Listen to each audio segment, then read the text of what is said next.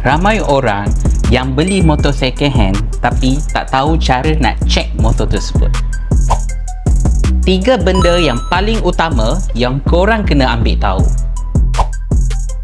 Yang pertama, condition motor.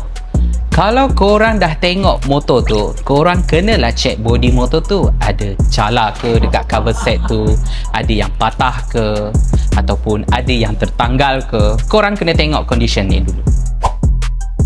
Yang kedua pula, korang kena cek dekat mileage motor tu.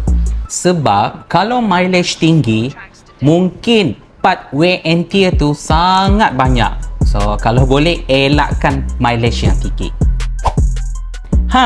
Yang terakhir, korang kena cek motor tu pernah ada accident ataupun tak. Kalau pernah accident, korang kena tanya dengan kedai motor tu betul-betul. Motor ni pernah accident ke ataupun tak. Jadi, korang mesti dah tahu apa 3 perkara yang saya sebut tu. Korang tunggu apa lagi? Jomlah beli motor second hand dekat jualbelimotor.my. Kontak kita cepat kat bawah. Purchase your tracks today.